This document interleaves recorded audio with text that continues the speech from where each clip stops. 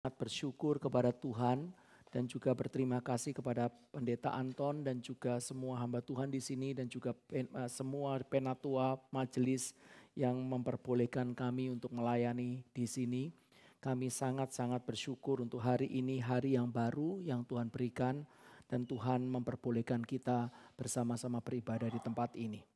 Saudara, pada pagi hari ini saya akan bicara berkenaan dengan apa yang Tuhan berikan berkenaan dengan standar pelayanan. Saudara, tadi pagi saya sudah bicara berkenaan tentang doa. Doa dan pelayanan adalah dua hal yang kita sangat-sangat familiar. Tetapi doa dan pelayanan yang setiap hari kita lakukan mungkin saja begitu banyak jebakan, begitu banyak dosa, makin berdoa, makin banyak dosa. Makin berdoa, makin mendukakan hati Allah. Dan juga sama dengan pelayanan. Makin kita melayani, tetapi kita makin berdosa di hadapan Tuhan. Biarlah kita boleh terhindar dan biarlah firman ini boleh menjadi sesuatu direction yang lurus untuk kita boleh melangkah di dalam jalannya Tuhan. Mari kita melihat dua bagian firman Tuhan. Yang pertama, Matius pasal 26. Matius pasal 26, ayat yang ke-6 sampai ayat yang ke-13. Matius 26 ayat 6 sampai 13. Ketika Yesus berada di Betania di rumah Simon si Kusta, datanglah seorang perempuan kepadanya membawa sebuah buli-buli pualam berisi minyak wangi yang mahal. Minyak itu dicurahkannya ke atas kepala Yesus yang sedang duduk makan. Melihat itu murid-murid gusar dan berkata, untuk apa pemborosan ini? Sebab minyak itu dapat dijual dengan mahal dan uangnya dapat diberikan kepada orang-orang miskin. Tetapi Yesus mengetahui pikiran mereka lalu berkata, mengapa kamu menyusahkan perempuan ini sebab ia telah melakukan suatu perbuatan yang baik kepadaku. Karena orang-orang miskin selalu ada padamu, tapi aku tidak akan ada selalu bersama-sama kamu. Sebab dengan mencurahkan minyak itu ke tubuhku, ia membuat suatu persiapan untuk penguburanku. Aku berkata kepadamu, sesungguhnya di mana saja Injil diberitakan di seluruh dunia, apa yang dilakukannya ini akan disebut untuk mengingat dia. Mari kita sekarang melihat Yohanes pasal yang ke-12, ayat yang pertama sampai ayat yang ke-8. Yohanes pasal 12 ayat pertama sampai ayat 8. Ini adalah ayat yang paralel dengan yang tadi kita baca. Tetapi dengan membaca Yohanes saudara akan mendapatkan gambaran lebih utuh lagi. 6 hari sebelum Paskah Yesus datang ke Betania, tempat tinggal Lazarus yang dibangkitkan Yesus dari antara orang mati. Di situ diadakan perjamuan untuk dia. Marta melayani. Sedang salah seorang yang turut makan dengan Yesus adalah Lazarus. Maka Maria mengambil setengah kati minyak narwastu murni yang mahal harganya. Lalu meminyakinya kaki Yesus, menyekanya dengan rambutnya dan bau minyak semerbak di seluruh rumah itu. Tetapi Yudas Iskariot, seorang dari murid-murid Yesus yang akan segera menyerahkan dia berkata, mengapa minyak narwastu ini tidak dijual 300 dinar dan uangnya diberikan kepada orang-orang miskin? Hal itu dikatakannya bukan karena ia memperhatikan nasib orang miskin, melainkan karena ia adalah seorang pencuri. Ia sering mengambil uang yang disimpan dalam kas yang dipegangnya. Maka kata Yesus, biarkanlah dia melakukan hal ini mengingat hari penguburanku. Karena orang-orang miskin selalu ada padamu, tapi aku tidak akan selalu ada padamu. Mari kita minta belas kasihan Tuhan, mari kita berdoa. Tuhan, hidup yang hanya satu kali Engkau izinkan ada di dalam tubuh di dunia ini. Tuhan, ajar kami untuk kami melayani Engkau. Apa yang Tuhan sendiri kehendaki, biarlah kami boleh sungguh-sungguh melakukan, melaksanakan dengan kebenaran firman-Mu. Terima kasih Bapa, kami minta kasih sayang-Mu yang besar. Di dalam nama Tuhan Yesus Kristus kami berdoa. Amin. Pagi ini kita akan bicara mengenai pelayanan. Jikalau kita bertanya apa kehendak Tuhan, salah satu kehendak Tuhan yang jelas adalah kita diminta untuk melayani. Orang-orang yang sudah ditebus hidupnya oleh Kristus dengan darahnya yang mahal, kita tidak boleh hidup untuk diri kita sendiri. Kita hidup untuk Tuhan. Kita sudah dibeli dan harganya lunas dibayar. Saudara-saudara, kita hidup bagi Kristus, bukan untuk diri. Dan itu artinya adalah hidup yang melayani. Yesus sendiri bahkan mengatakan di mana aku berada, di situ pelayanku berada. Sekali lagi, apa kehendak Allah pada pagi hari ini kalau saudara dan saya tanya? Maka kehendak Allah yang jelas adalah saudara dan saya diminta untuk melayani. Tadi pagi di dalam kebaktian pertama saya bicara apa kehendak Allah yang jelas. Kehendak Allah yang jelas adalah kita diminta untuk berdoa dan makin bertumbuh di dalam keintiman dengan Tuhan di dalam doa kita. Kadang kita selalu tanya apa kehendak Allah, apa kehendak Allah. Tapi kita tidak peduli sama kehendaknya. Yang kita pengen tahu apa kehendak Allah bagiku, itu adalah artinya adalah aku nanti usaha di mana kira-kira yang aku itu bisa untung. Aku itu mesti nikah dengan siapa supaya aku bahagia. Itu adalah kehendak Allah yang aku cari. Kalau saudara mau bicara mengenai kehendak Allah, saudara harus bisa mengerti bahwa kehendak Allah itu dinyatakan dengan jelas dalam Alkitab. Kehendak Allah yang kita lakukan di dalam yang jelas di dalam Alkitab. Maka kalau itu kita kerjakan, itu kita cari, sungguh-sungguh kita mengabdi untuk hal itu. Maka dengan sendirinya di dalam anugerah Tuhan yang besar, Tuhan akan membukakan kepada kita kehendak-kehendaknya yang spesifik bagi saudara dan saya. Banyak daripada kita tanya, aku mau tahu kehendak Tuhan. Saya tanya, kehendak Tuhan yang apa yang kau inginkan? Aku mau tahu, aku kuliah di mana supaya aku sukses. Aku kerja apa supaya aku berhasil. Aku nikah dengan siapa supaya aku bahagia. Oh, begitu banyak kehendak Tuhan di sini loh. Tuhan menghendaki engkau dan saya dimuridkan. Tuhan menghendaki engkau dan saya bertumbuh. Tuhan menghendaki engkau dan saya bertumbuh di dalam doa yang intim dengan Tuhan. Tuhan menghendaki engkau dan saya itu melayani Dia dengan sungguh-sungguh. Dan ada kehendak Tuhan, kehendak Tuhan, kehendak Tuhan. Tapi kita mengatakan, aku tidak peduli itu. Aku tidak peduli, aku tidak perlu itu. Yang aku mau itu adalah aku sekarang mesti nikah sama si A atau si B. Saudara-saudara, kalau seperti itu, maka kita bukannya peduli sama kehendak Tuhan. Kita tidak cari kehendak Tuhan. Kita memperalat daripada Tuhan untuk mendapatkan apa yang kita mau. Perhatikan sekali lagi saudara. Seseorang yang meneliti firman dan dengan hati-hati mencari tahu kehendaknya. Dan Tuhan menjelaskan kehendaknya dengan jelas dalam Alkitab. Kalau kehendak Allah yang jelas kita kerjakan, maka saudara akan lihat di dalam anugerahnya yang besar, Dia akan memberikan kepada kita kejelasan di dalam kehendaknya yang spesifik. Kehendak Allah, ya. Sekarang kehendak Allah itu apa? Pagi ini adalah kehendaknya untuk kita melayani. Oh, melayani, kata pelayanan itu adalah kata yang umum. Tidak ada orang Kristen yang tidak tahu kata ini. Sama seperti tadi pagi, kata doa itu adalah kata yang umum. Kita tahu kok doa. Tapi ternyata kalau kita lihat Alkitab, banyak sekali dari kita itu gagal, bahkan terjebak, bahkan sangat mendukakan Tuhan dalam doa. Juga demikian pelayanan. Kita tahu kok pelayanan, tapi kalau kita benar-benar teliti apa yang ada di dalam Alkitab, ternyata kita begitu banyak sering sekali meleset daripada standar Alkitabiah untuk pelayanan. Pelayanan kalimat yang kita tahu. Bahkan kita sudah tahu banyak orang menggunakan kalimat itu.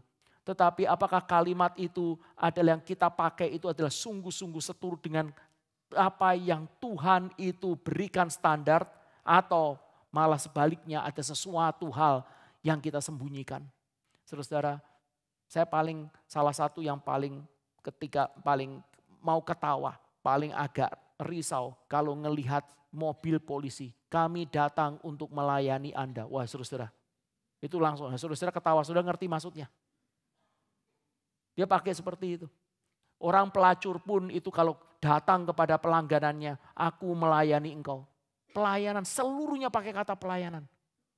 Saudara-saudara, yang satu mungkin cari uang, Yang satu sendiri ada suatu kenajisan. Kata ini kata yang umum. Jangan-jangan itu adalah sesuatu yang biasa kita pakai. Aku sedang melayani. Tetapi sebenarnya kita berbalik 180 derajat dari prinsip pelayanan Alkitab. Maria yang ada di Betania hari itu melayani Kristus. Ini adalah sesuatu terang di tengah-tengah 1 minggu Kristus yang sebentar lagi akan mengalami Golgota, berada di dalam kegelapan di dunia ini. Ini adalah sesuatu yang indah di tengah-tengah kengerian perjalanan Kristus menuju ke Yerusalem. Ada satu titik cerah di tengah-tengah kegelapan. Ada satu yang indah di tengah-tengah sesuatu yang horor. Dan ini terjadi di dalam relasi pribadi antara Maria dengan Yesus di dalam pelayanannya. Dan Yesus di sini menyatakan memuji Maria. Memuji apa yang dia itu kerjakan. Bahkan Yesus mengatakan setiap kali Injil diberitakan. Maka apa yang diperbuat oleh orang ini, apa yang diperbuat oleh Maria ini akan dikerjakan, akan disebut, akan terjadi. Nah saudara, ini apa? Ada seorang perempuan di tengah-tengah malam gelap daripada perjalanan Yesus. Tetapi Yesus memuji pelayanannya. Pada pagi hari ini saya akan bicara berkenaan dengan 3 prinsip dasar dari sebuah pelayanan. Dan biarlah seluruh daripada kita yang mau, yang rela melayani Tuhan, membawa jiwa kita berjalan di dalam rel dari prinsip ini. Prinsip pelayanan yang pertama adalah ketika bicara mengenai pelayanan, pelayanan itu adalah suatu pengabdian berdasar korban yang terbaik. Sekali lagi, pelayanan itu apa? Pelayanan adalah pengabdian. Pengabdian itu berarti seluruh hati. Tuhan meminta hati kita. Tuhan bukan meminta uangmu. Tuhan bukan meminta daripada waktumu. Tuhan meminta hatimu seluruhnya. Dan berikan yang terbaik. Sekali lagi ini adalah bicara mengenai sepenuh hati. Ini adalah bicara yang mengenai terbaik. Dan di dalam kasus keuangan, saudara-saudara, persembahan, saudara-saudara, maka yang terbaik itu adalah yang terbanyak di dalam konteks yang Tuhan berikan. Sekali lagi, yang terbaik adalah yang terbanyak di dalam konteks yang Tuhan berikan. Saya mengatakan ini, saya tidak ada satupun motivasi untuk membawa uang saudara ke tempat saya. Saya bukan gembala saudara. Tetapi saya mengkhotbahkan ini karena memang ini adalah firman. Dan firman ini berlaku bagi saya dan juga bagi saudara. Berlaku di dalam gereja sepanjang sejarah, juga di gereja di tempat ini. Bicara mengenai terbaik di dalam konteks persembahan adalah terbanyak. Saudara, suatu hari benar-benar ada terjadi dalam gereja kami beberapa tahun yang lalu. Nah itu biasa, mungkin juga di sini dilakukan. Ketika saudara saudara persembahan, lalu setelah persembahan, lalu kemudian biasanya ada orang yang kasih doa. Terus kemudian doanya biasanya apa? Tuhan, kami bersyukur untuk hari ini kami bisa mempersembahkan uang kami. Meskipun tidak banyak, tapi Engkau tahu hati kami. Nah suatu hari ada yang doa begitu, lalu kemudian setelah selesai amin, saya tanya sebentar sebelum dia pergi. Gitu. Saya tanya, kenapa kok engkau bisa mengatakan meskipun tidak banyak, tetapi engkau tahu hati kami. Kenapa tidak banyak? Saya bilang gitu, kaget dia. Mungkin orang itu sudah keluar dari gereja saya tidak tahu. Enggak. Kenapa tidak banyak? Kenapa bukan yang terbanyak? Enggak pernah ya saudara-saudara, tidak pernah ada persembahan itu di dalam Alkitab yang dipuji oleh Yesus yang tidak terbanyak yang dia bisa. Di dalam kasusnya Maria, maka Yesus datang dan kemudian Maria Marta, Lazarus, dan murid-murid ada di sana. Mereka bertiga melayani Yesus, bercakap-cakap dengan Yesus. Dan tiba-tiba Roh Kudus itu bekerja, memberikan sesuatu hati untuk boleh mempersembahkan sesuatu yang terbanyak, yang terbaik yang dia punya.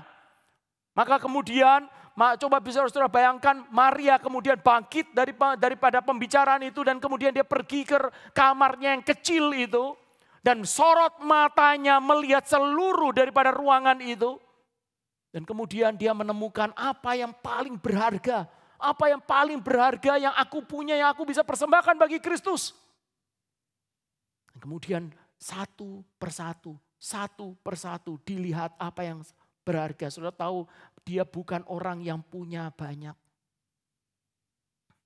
Dan kemudian dia menemukan semua uangku aku tabung di dalam untuk membeli minyak narwastu itu di dalam botol itu. Minyak narwastu itu adalah minyak yang mahal sekali. Alkitab di sini dikatakan dia itu minyak narwastu harganya 300 dinar.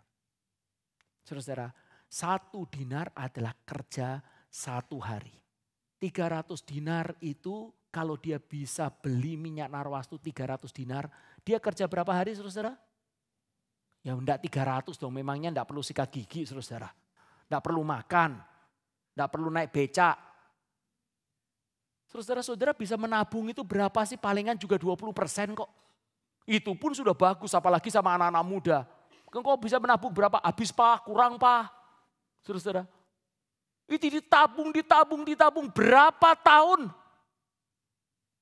Belum kalau libur, hari Minggu, tidak ada kerjaan orang itu, kerja upah harian.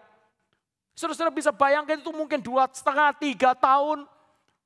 Dan saudara-saudara itu yang tersisa daripada seluruh yang dia punya, dia belikan minyak narwastu itu. Dan menurut komentari, seorang perempuan yang membeli minyak narwastu biasanya dipakai untuk hari pernikahannya dia. Berarti saudara-saudara bisa melihat tabungannya yang masa lalu ada pada minyak narwastu ini. Dan ini dipakai untuk masa depan. Dia sudah menggabungkan antara masa lalu dan masa depan, diberikan semuanya untuk mengurapi Yesus. Dia sudah tidak memiliki apapun saja.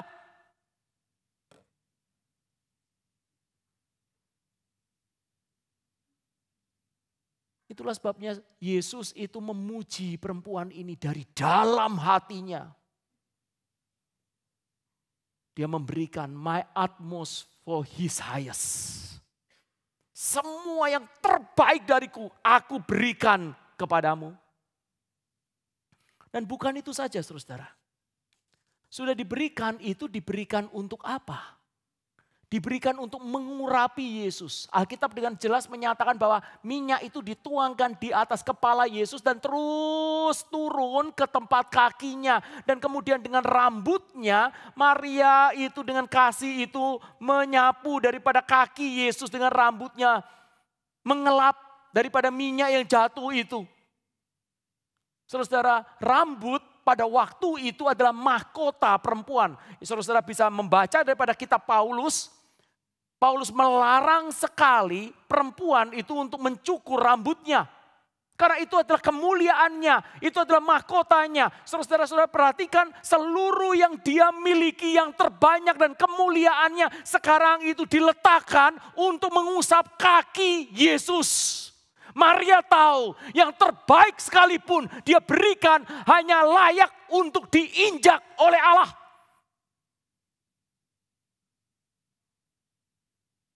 Kita ini adalah orang-orang yang sombong. Sombong. Beri sedikit saja. Aku sudah beri loh. Berapa miliar? You tahu kan? Saya mesti dihargai. Saudara-saudara tersinggung sedikit pun. Langsung saudara-saudara akan lihat. Seharusnya saya tidak seperti itu. Saudara-saudara memberikan semua yang saudara punya. Bahkan kemuliaan saudara. Itu hanya layak untuk diinjak di kaki Kristus. Itu pelayanan. Itu pengabdian yang terbaik. Kalau saudara-saudara nanti lihat satu persatu dari apa yang dilakukan oleh Maria, saudara akan tahu kita sungguh-sungguh jauh dari standar pelayanan Alkitabiah. Saudara-saudara, memberikan semuanya yang terbaik, terbanyak. Dari mana-mana perjanjian lama sampai perjanjian baru itu sama, saudara. Tuhan suatu hari bicara kepada Abraham.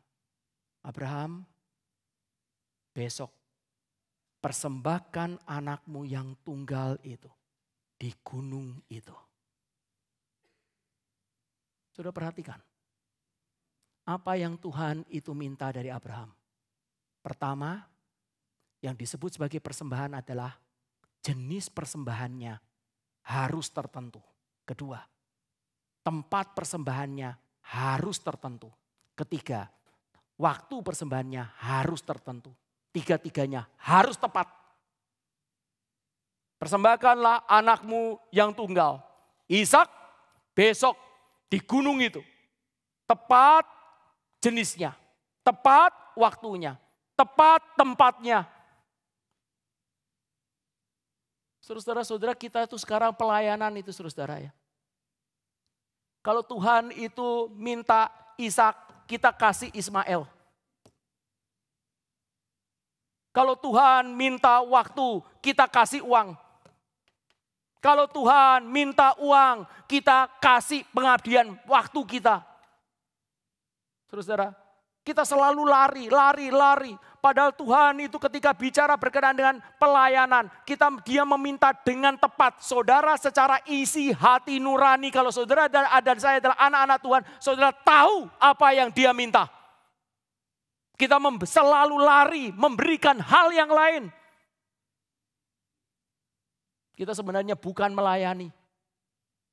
Di depan manusia kelihatan, waduh orang itu rajin ya. Terus lo pergi ikut choir nyanyi, wah luar biasa talentanya dipakai. Padahal Tuhan bilang, you belum kasih, saya meminta uangmu. Saudara, ada kalanya Tuhan mengatakan yang lain. Engkau berikan uang, tapi engkau tidak berikan hatimu kepadaku. Saya tidak tahu konteks saudara apa. Saya tahu apa yang Tuhan itu minta dari kami. Tapi setiap orang memiliki partikular apa yang Tuhan sendiri itu mau nyatakan kepadamu. Berikan, persembahkan. Itu adalah prinsip daripada pelayanan. Hal yang kedua. Standar Alkitabiah daripada pelayanan. Pelayanan adalah suatu tindakan korban yang terbaik. Yang lahir dari pengabdian sepenuh hati yang ditujukan kepada Allah yang mulia saja. Saudara perhatikan kata saja. Kata saja itu adalah kata yang penting. Karena itu mendefinisikan daripada single purpose. Tujuan yang tepat, yang satu itu. Tidak terbagi. Saudara, Maria memberikan minyak yang mahal itu untuk dituangkan dari kepala Yesus sampai ke kakinya dan mengusapkan dengan rambutnya. Dan saudara, setelah tindakan itu, apakah murid-murid itu terpesona dengan dia? Wih, hebat ya pengabdiannya ya, aku perlu belajar. Tidak, saudara. Langsung yang muncul itu adalah Yudas. Yudas lalu mengecam daripada Maria. Untuk apa pemborosan ini?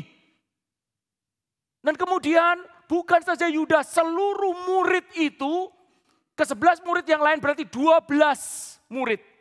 Soko guru jemaat, rasul-rasul itu menghina daripada Maria itu. Iya ini boros. Saudara perhatikan, sudah di pengabdian yang terbaik, yang terbanyak dengan hati yang dicurahkan. Kemuliaan yang diberikan di bawah kaki Yesus. Dipuji saudara. Dikasih aplaus. Dikasih ruang kesaksian. Dikasih jabatan, tidak dihina. Siapa yang hina? Orang luar? Tidak. Koster gereja? Tidak. Yang hina siapa? Rasul. Rasul.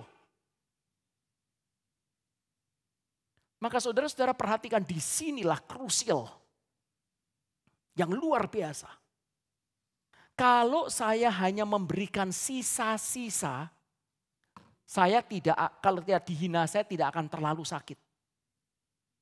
Tapi kalau saya memberikan semuanya, saya memberikan dengan hati saya memberikan yang terbaik, begitu saya dihina, saya pasti akan marah. Saya akan tersinggung. Apalagi yang menghina itu penatua. Kita akan bicara. Di sini ada penatua Edi. Pak Edi memangnya gereja cuma Geri Kebun Jeruk. Ya. Sepanjang jalan panjang ini aja banyak gereja. Memangnya cuma gereja di sini sehingga saya tidak bisa kasih persembahan saya. Sehingga saya tidak bisa melayani. Saya akan pergi ke tempat lain. Saudara perhatikan baik-baik. Kalau saudara tidak memberikan yang terbaik dengan segenap hati dalam konteks masing-masing. Apa yang terbaik saya tidak tahu. Dengan segenap hati. Maka itu sebenarnya saudara belum melayani. Saudara sedang entertain hati nurani saudara. Tetapi ketika saudara sudah memberikan yang terbaik dengan segenap hati dan saudara kemudian dihina dan kemudian tersinggung, saudara tahu saudara tidak sedang melayani Tuhan saja. Saudara sedang melayani daripada pride kita. Diri kita. Center seluruhnya. Meskipun itu agama tetapi sebenarnya diri, aku, mukaku, penghargaan untuk aku.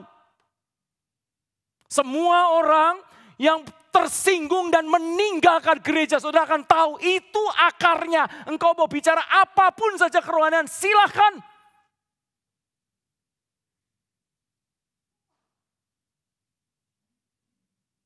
Siapa yang tidak lebih sakit hati dibanding Maria? Kalau yang menghina itu adalah pendiri Geri, sakit hati. Tapi tidak seberapa, ini rasul. Rasul. Masih bagusan kalau dia jadi Kristen, Mas Yan. Maria kalau sudah ketemu sama orang seperti ini, saya yakin dalam pikirannya persis kok sama dengan pikiran kita. Langsung seluruhnya itu negatif thinking. Ini apa ini orang? Kok kayak gini layak ini jadi hamba Tuhan? Ini apa ini orang? Kayak gini kok jadi rasul? Enggak punya cinta kasih. Menghina. Saudara-saudara, kalau orang jahat dihina sama rasul, dihina itu aja sudah salah, saudara. Tapi orang jahat dihina sama rasul, orang masih bisa mikir. Layak. Tapi ini sungguh-sungguh tulus. Bagaimana? Menyakitkan bukan? Dan bukan itu saja. Saudara-saudara, pertentangannya adalah pertentangan teologis. Oh, ini lebih susah, saudara. Rasul-rasul itu dimotori oleh Yudas, dia tidak bicara begini, ngapain sih seperti ini? Enggak. Kok boros-boros saja? Enggak. Dia ngomongnya begini. Ngapain semuanya ini? Boros. Untuk apa pemborosan ini? Lebih baik kasih kepada orang miskin dong. Wah, ini kalimat ini valid, saudara-saudara. Kalimat ini tidak bisa dibantah. Itulah sebabnya saudara-saudara lihat sampai akhir Maria tidak mengucapkan satu pembelaan pun. Karena itu sah. Kalau di dalam sebuah gereja, dalam sebuah pelayanan, saudara begitu ada kegontongan, saudara lihat selalu akan standpointnya adalah teologis. Tidak bisa bantah. Saudara, bagaimana? Dia cuma orang seperti ini, saudara perhatikan. Satu prinsipnya kalau itu terjadi pada kita. Belajar tunduk di dalam providensia Allah dan menantikan kalimat dari Kristus saja. Saudara, dia mau bela apapun saja kelihatan secara manusia itu tidak pernah bisa menang, tidak pernah bisa benar. Tetapi sesungguhnya orang-orang kudusnya Tuhan, kalau saudara dan saya itu bertumbuh, kita akan tahu Tuhan itu memiliki permintaan yang spesifik kepada kita yang orang lain itu tidak bisa mengertinya. Saya ambil contoh misalnya Daniel. Daniel itu ada di bawah daripada Nebukadnezar. Dia diganti namanya Mau. Dia diajarin culture dan juga pelajaran-pelajaran dari Babel. Dia mau. Padahal ganti nama saja saudara itu adalah ganti nama seluruhnya sama ilah-ilah yang ada di Babel kepada dia. Dia tetap mau. Tetapi ketika disodorkan makanan, maka kemudian Daniel mengatakan tidak. Kenapa Daniel itu memilih makanan dan bukan yang lain untuk mengatakan tidak? Saya tidak tahu. Saudara, mungkin saudara mengatakan, oh karena makanan itu haram Pak. Itu adalah hasil doa kepada dewa. Mungkin ada babinya, mungkin orang Israel kan mereka semua haram terhadap babi. Tetapi jikalau seperti itu, kenapa Nehemia tidak? Bukankah Nehemia juru minuman raja? Dia menerima seluruh makanan raja untuk dicicip oleh dia pertama kali. Jadi ini bukan bicara berkenaan dengan hukum yang objektif yang terjadi kepada nabi Tuhan. Tetapi ini adalah perjanjian personal antara dia dengan Allah. Saudara, perjanjian personal antara dia dengan Allah. Dan siapapun saja tidak bisa interrupt di dalamnya. Siapapun saja tidak bisa mengganggunya. Saya pernah mendengar seseorang yang memiliki waktu doa itu adalah setiap hari jam 10 sampai jam 11. Dia doa setiap kali jam 10 sampai jam 11. Dan dia berjanji sama Tuhan akan melakukannya seumur hidup. Jam 10 sampai jam 11. Dan pembantunya sudah diberitahu. Jadi kalau ada orang itu datang mengetok pintu atau dia itu telepon, orang itu telepon. Dan meminta se-urgent apapun saja. Pembantu itu akan mengatakan tidak bisa. Karena Tuhan saya sudah mengatakan jam 10 sampai jam 11 tidak bisa diganggu oleh siapapun dengan urusan apapun saja urgentnya. Ada perjanjian pribadi antara dia dengan Kristus. Petrus, Yohanes Rasul kasih itu. Yakobus yang mau dipenggal itu. Nathanael, Filipus, Bartolomeus. Semua orang-orang kudusnya Allah itu tidak pernah bisa mengerti perjanjian di dalam hati antara Maria dengan Yesus Kristus. Mereka semua mengkata-katai dia. Terus saudara, menyakitkan bukan? Sangat menyakitkan. Sangat menyakitkan. Tapi inilah ujiannya. Kalau saudara dan saya mau tahu apakah kita itu sebenarnya melayani Allah saja, maka saudara cek di dalam diri kita. Apakah saya tersinggung dengan hal ini? Apakah saya mundur dengan hal ini? Siapa sebenarnya yang saudara dan saya layani? Siapa?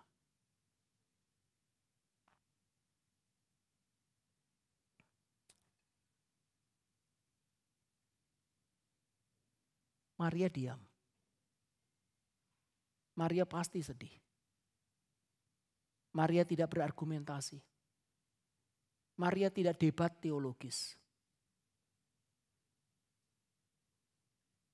Tapi kalau cinta itu sudah diberikan. Cinta itu beyond daripada seluruh understanding. Kalau hati itu sudah diberikan. Maka ini adalah spesifik khusus bagi Tuhan. Kalau saudara melihat daripada apa yang kita kerjakan di sini, saudara, kelihatannya pun baik. Tetapi saudara tahu bahwa sebenarnya banyak orang yang bisa mencaci maki kita. Saya tidak tahu ini piano apa, Steinway & Son. Steinway, berapa miliar? Sungguh-sungguh ini terjadi. Sungguh-sungguh saya pernah dengar sendiri. Jadi pada waktu itu Pak Tong itu mau membeli piano. Dan piano itu mahal sekali, Steinway. Berapa miliar begitu. Dan saudara, saya kenal sama satu orang yang tulus melayani. Sungguh-sungguh tulus melayani. Di daerah pedalaman, sebenarnya tidak terlalu pedalaman. Di daerah Salatiga. Dia melayani orang-orang di kampung-kampung. Dia berteologi reform. Tapi dia bukan orang Geri. Begitu tahu dengar, dan dia respect sekali sama Pak Tong. Begitu tahu dengar Pak Tong mau beli piano miliaran, dia langsung bilang begini, untuk apa itu?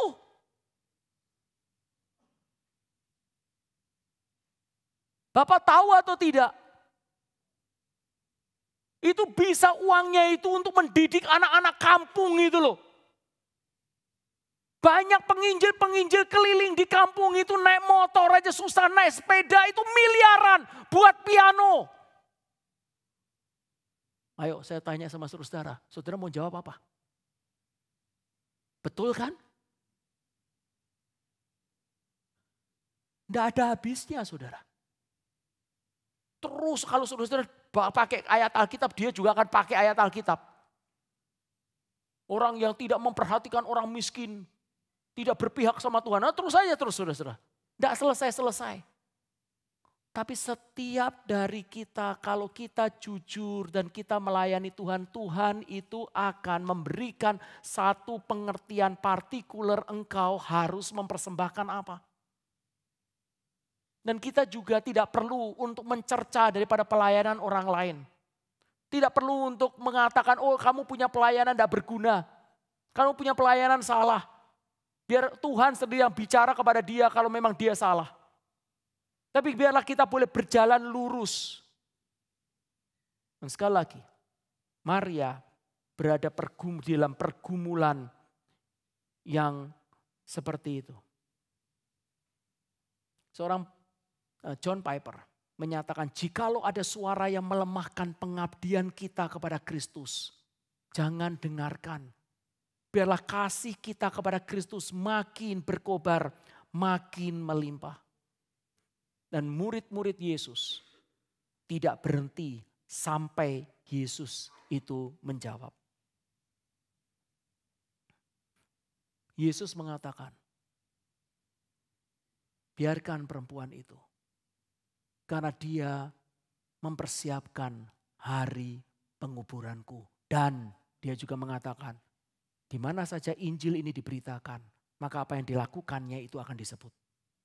Baru murid-murid diam.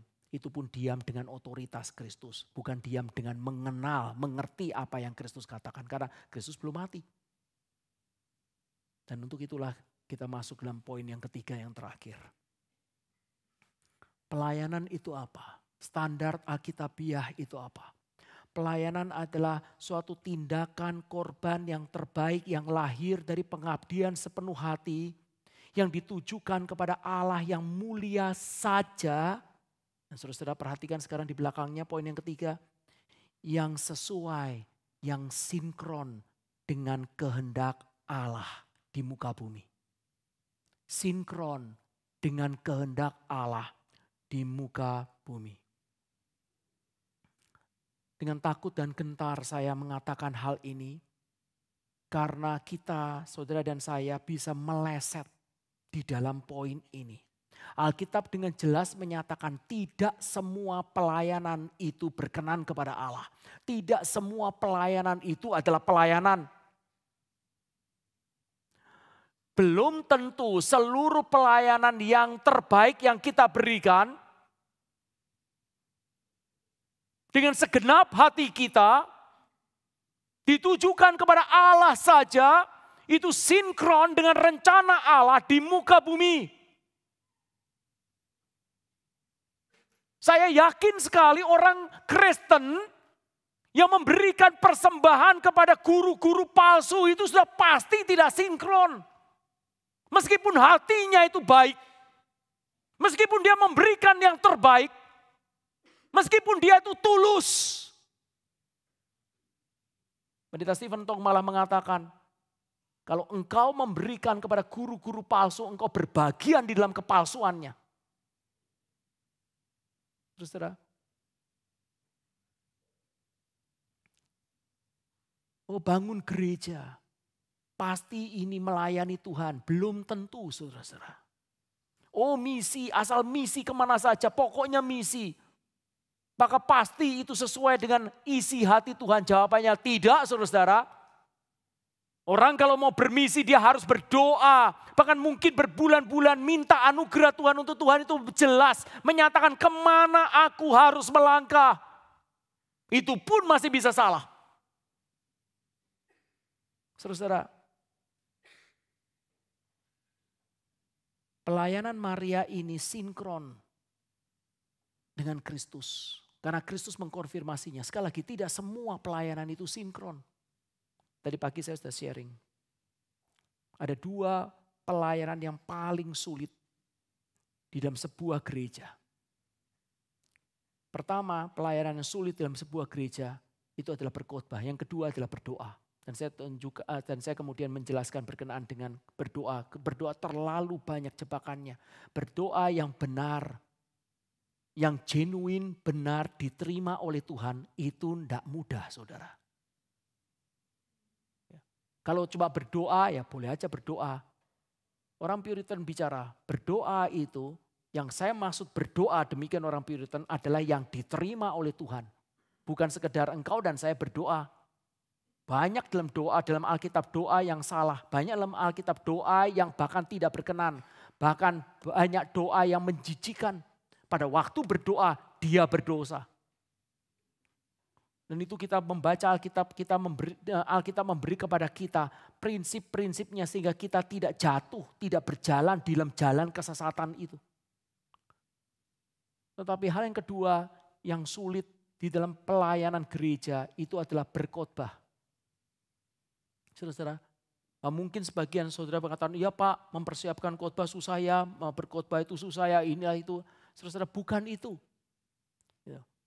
Saya bicara kepada orang-orang di seminari. Hal yang kedua yang paling susah itu adalah berkhotbah. Bukan karena berkhotbah itu dilihat orang lalu kemudian kita gemetar. Susahnya apa sih berkhotbah? Susahnya adalah Alkitab itu berisi ribuan kalimat. Mungkin jutaan kalimat. Yang Tuhan mau hari ini, detik ini, kita sebagai hamba Tuhan bicara kepada jemaat itu yang mana?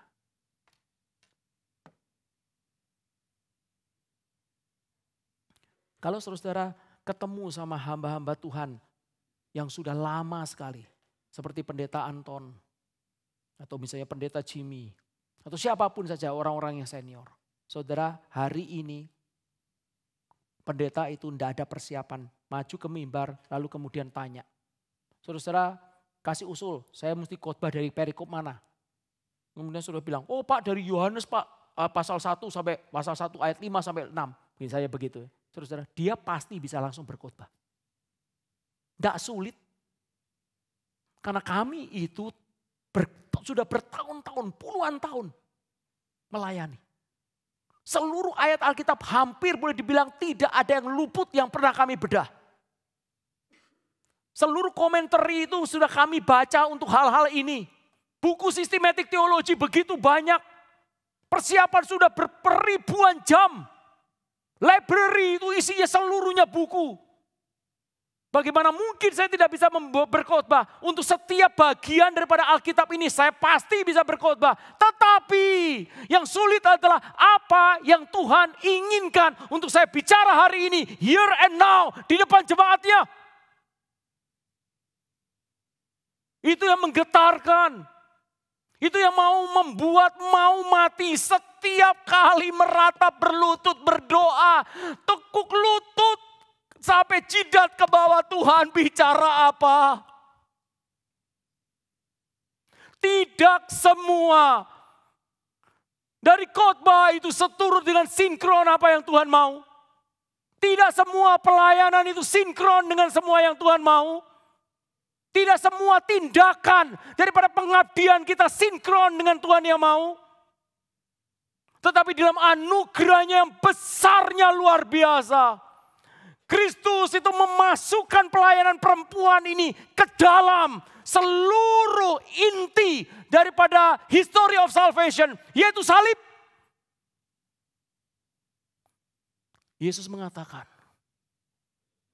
biarkan perempuan ini. Biarkan. Karena dia mempersiapkan hari penguburanku. Oh, kalimat ini besar sekali. Kristus mati, Kristus datang untuk mati.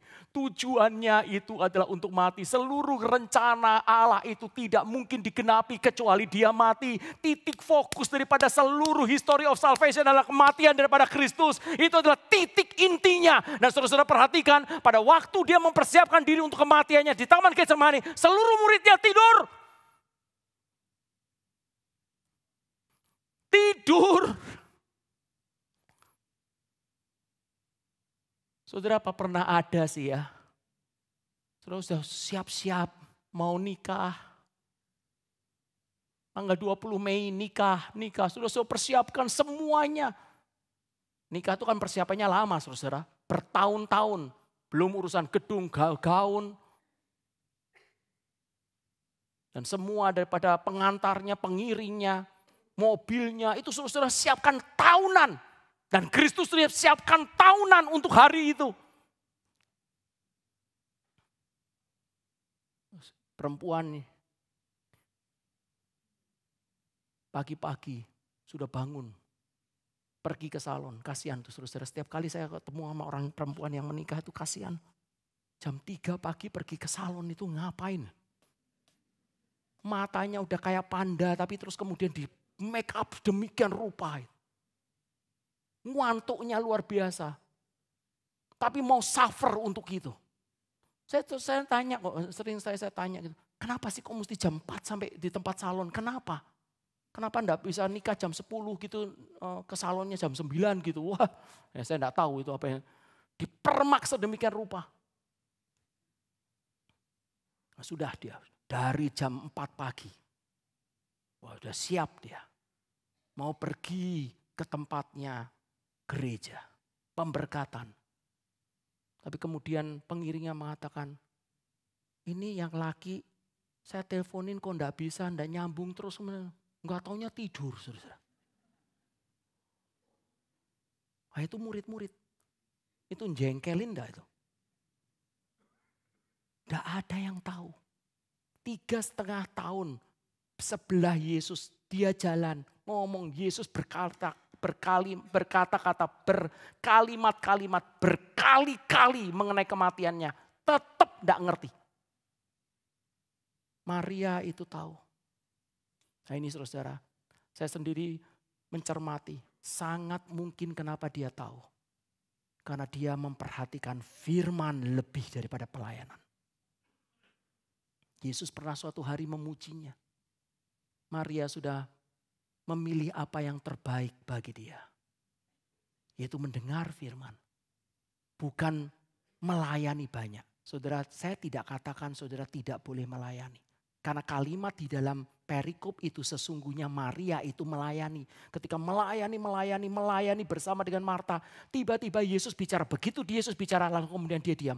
Dia kemudian tersungkur di bawah kaki Yesus dan dengar baik-baik.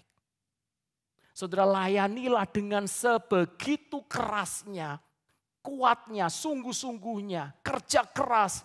Tetapi begitu waktu saudara menyendiri sama Tuhan, diam.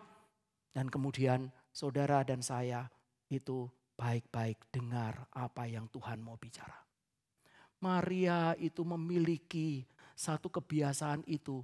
Tuhan melatih bukan saja tangannya, bukan saja hatinya, tetapi telinganya tajam sekali. Dia tahu saat itu. Dan Roh Kudus itu mendorongnya. Mungkin ini adalah saat terakhir guruku. Mungkin ini adalah saat terakhir guruku. Dia cepat-cepat pergi ke satu ruangan yang kecil itu kamarnya. Cari apa yang terbaik. Karena suatu hari mungkin guruku akan memberikan yang terbaik seluruhnya. Paling banyak yang dia miliki. Dan itu benar di atas kayu salib. Yesus mengatakan, biarkan perempuan itu Petrus, biarkan perempuan itu Yudas, biarkan stop. Karena dia sedang mempersiapkan hari penguburanku. Saudara, mintalah kepada Tuhan, Tuhan berikan aku hati yang mengabdi sepenuhnya kepadamu. Rela memberikan yang terbaik. Mintalah kepada Tuhan, Tuhan biarlah aku boleh mempersembahkan kepadamu saja. Dan jangan ada sisa daripada diriku untuk ingin dihargai oleh manusia. Dan ketiga, Tuhan berikan kepadaku karuniamu yang besar. Agar apa yang aku kerjakan, persembahkan di dalam hidup yang hanya satu kali ini adalah benar-benar masuk di dalam rencana sejarah keselamatanmu di dunia ini. Yesus mengatakan, apa yang wanita ini kerjakan, maka setiap kali Injil itu diberitakan, maka cerita ini akan muncul. Karena Injil Allah adalah Injil kasih karunia. Dan Injil kasih karunia adalah Injil yang menebus. Dan Injil kasih karunia yang menebus itu jikalau timpa datang ke dalam hidup kita, pasti ada sesuatu kehendak yang diubah dari hidup yang self-center sekarang ingin God-center. Dari hidup yang tadinya untuk diri, tapi sekarang aku ingin mengabdi kepadamu. Setiap kali Injil Kristus salib diberitakan, itu akan mempertobatkan kita, membalikkan arah hidup kita, dan menaklukkan hati kita hanya untuk melayani Allah saja. Setiap kali Injil diberitakan, maka pengabdian-pengabdian seperti ini akan muncul. Cerita ini adalah sungguh-sungguh terjadi beberapa puluh tahun yang lalu. Di sebuah tempat yang terpencil di Afrika. Ada sebuah gereja yang kecil. Gereja yang sangat sederhana dan miskin. Dan tempat itu adalah tempat yang berkali-kali dilanda kekeringan. Dan ada hamba Tuhan yang melayani di situ. Dan hamba Tuhan yang setia itu setiap minggu berkhotbah dengan Injil yang murni. Jemaat hanya beberapa puluh, kadang ketika sulit maka hanya beberapa belas saja. Suatu hari, maka hamba Tuhan itu mengatakan, Tuhan menggerakkan saya untuk pergi beberapa puluh kilometer ke arah dari tempat ini. Menuju kepada kampung yang di sebelah sana. Untuk saya mendirikan gereja kalau Tuhan itu kehendaki. Dia pasti pergi dengan berjalan kaki selama beberapa hari ke sana. Dan dia mengatakan kalau jemaat ada yang mau untuk berbagian, silakan kau berbagian. Saudara-saudara, jemaat ini adalah jemaat yang miskin.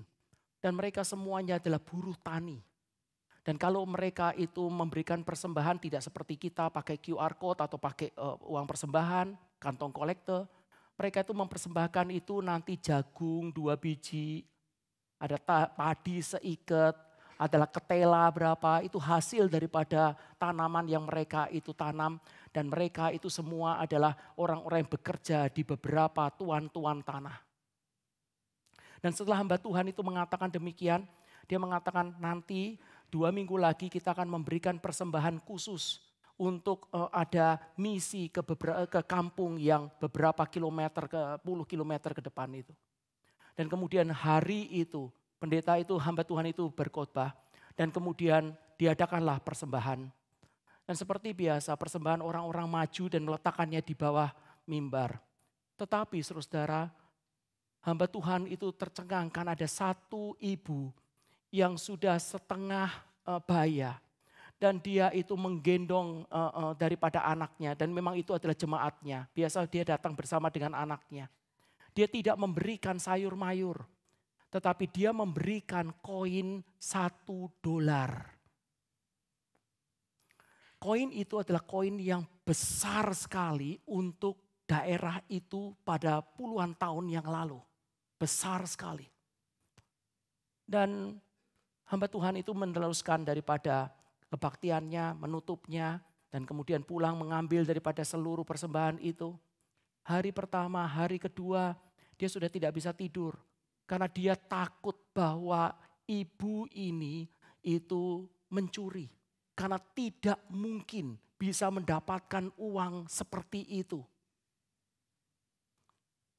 Untuk buruh yang ada.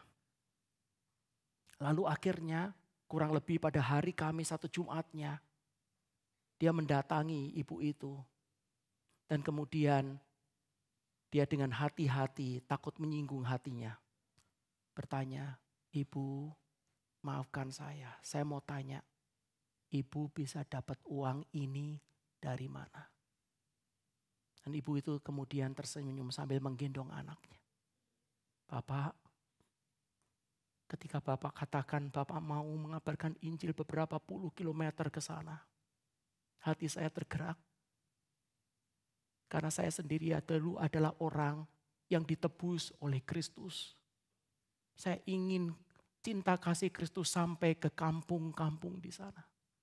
Bapak tahu saya tidak punya apa-apa dan tidak bisa apa-apa. Saya hanya buruh gajian. Dan apa yang Tuhan saya berikan itu cuma adalah sayur mayur. Tapi hari itu ketika saya mendengarkan apa yang Bapak katakan, saya ingin memberikan lebih bagi Tuhan. Saya pergi ke Tuhan saya. Dan saya katakan, Tuhan, jadikan aku budak seumur hidupmu sampai aku mati. Bayarlah aku di depan. Dan aku berjanji tidak akan meninggalkan engkau untuk selamanya menjadi budak. Dan Pak Pendeta, itulah uang seluruh hidup saya yang saya persembahkan untuk engkau mengabarkan Injil.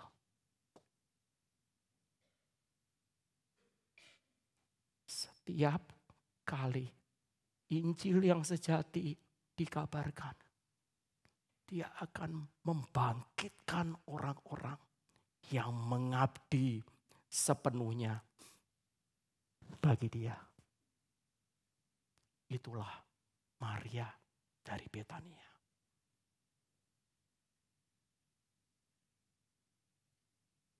Apakah engkau melayani? Apakah engkau dan saya melayani dengan prinsip ini? Apakah sungguh-sungguh Kristus itu indah di dalam jiwamu dan kebaikannya engkau sudah terima? Kiranya dia membangkitkan apa yang dia bangkitkan di dalam isi hati Maria itu kepada saudara, kepada saudara, kepada saudara, kepada saya. Mari kita berdoa.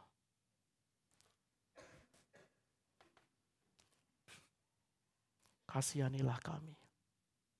Tolonglah hidup yang hanya satu kali ini mengenal Engkau dan rela dipakai habis untuk Engkau. Bangkitkan orang-orang di dalam GRII Kebun Jeruk ini. Orang yang mengabdi sepenuhnya hanya untuk Engkau saja. Yang sinkron dengan rencanamu di muka bumi ini. Agar kerajaanmu datang, kehendakmu jadi, dan namamu dipermuliakan. Di dalam nama Tuhan Yesus Kristus kami berdoa. Amin. Mari kita bangkit berdiri. Aku percaya kepada Allah, Bapa yang Maha Kuasa, Khalik langit dan bumi, dan kepada Yesus Kristus anaknya yang tunggal Tuhan kita, yang dikandung dari Roh Kudus, lahir dari anak darah Maria, yang menderita sengsara di bawah pemerintahan Pontius Pilatus, disalibkan, mati dan dikuburkan, turun ke dalam kerajaan maut, pada hari yang ketiga, bangkit pula dari antara orang mati, naik ke surga, duduk di sebelah kanan Allah, Bapa yang Maha Kuasa, dan dari sana Dia akan datang menghakimi orang yang hidup dan yang mati. Aku percaya kepada Roh Kudus, gereja yang kudus dan am, persekutuan orang kudus, pengampunan dosa, kebangkitan tubuh, dan hidup yang kekal. Amin. Silakan duduk saudara.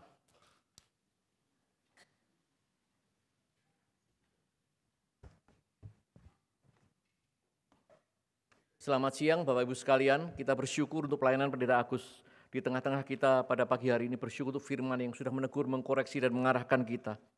Ada beberapa warta tambahan yang perlu kami sampaikan pada siang hari ini. Yang pertama, Konvensi Injil Internasional dengan tema Dinamika Roh Kudus dalam penginjilan masa kini akan diadakan pada tanggal 1 sampai 5 Oktober. Mari kita bersama-sama menyaksikan video klip untuk acara ini. Allah mengirim anaknya ke dalam dunia. Kristus Yesus turun menjadi manusia untuk menyelamatkan orang berdosa. Orang pertama yang ditebus melalui darahnya itu bukan orang baik, tapi ada perampok yang berbuat segala macam kejahatan. Itulah sasaran Injil. Gereja tidak bisa bertumbuh karena kita hanya menunggu orang kaya masuk gereja. Silakanlah engkau. Engkau tidak mempunyai cinta kasih kepada orang jahat, orang berdosa, dan menyelamatkan mereka. Yesus berkata, I come to call upon the sinners for the repentance. Supaya ada pertobatan yang massal dari orang Indonesia kembali kepada Tuhan. Gereja mana yang pergi membawa orang perampok kembali kepada Tuhan? Sudah lama malas, menyeleweng, dan tidak peduli isi hati Tuhan. Ini merupakan sesuatu panggilan dari zaman ke zaman. Tidak boleh longgar, tidak boleh berhenti, tidak boleh santai. Orang Kristen yang cinta Tuhan harus terus mengabar Injil. Dan banyak manusia kembali kepada Tuhan melalui juru selamat satu-satunya. Mungkinkah kita bekerja dengan berhasil? Tidak mungkin. Kecuali Roh Kudus bekerja dengan dinamika, dengan api, dan dengan beban penginjilan yang sejati dari surga. Itu sebab barang siapa yang mencintai Tuhan, yang menantikan kerajaan Tuhan tiba, dia harus siap hati, berkorban, bersedia, menyangkal diri, dan mau diurapi oleh Tuhan. Mari kita berdoa supaya urapan Roh Kudus boleh diturunkan kepada kita. Supaya mereka penuh dengan Roh Kudus, penuh dengan bijaksana, penuh dengan api penginjilan. Datang mendobrak yang boleh dipakai oleh Tuhan.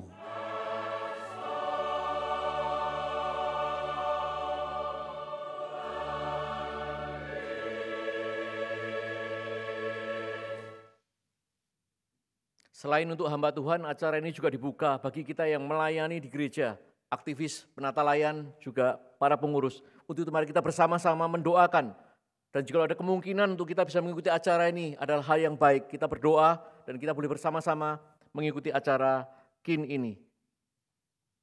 Pendaftaran bisa dilakukan di lantai 1 setelah kebaktian selesai. Yang selanjutnya KKR Regional Alor akan diadakan pada tanggal 20 sampai 25 Oktober. Masih ada waktu sekitar 1,5 bulan di depan kita. Mari kita juga bersama-sama mendoakan, mengumulkan. Dan bagi kita yang sudah merencanakan untuk ikut, didorong, dihimbau untuk segera mendaftar supaya bisa dilakukan persiapan-persiapan yang diperlukan. Dan yang terakhir seperti yang tadi sudah disampaikan liturgis, kami mengingatkan terutama kepada kita yang sudah rutin melayani di gereja kita. Mari kita boleh bersama-sama datang di acara pembinaan penata-layan yang akan diadakan pada hari Rabu 3 September pada pukul 7 malam. Dan sebagai salah satu respon kita akan firman yang sudah kita dengar pada siang hari ini. Mari kita bersama-sama datang di dalam acara ini. Kita memberi diri kita untuk diperlengkapi, disegarkan, supaya pelayanan kita kerjakan boleh lebih berkenan kepada Tuhan. Demikianlah beberapa warta tambahan.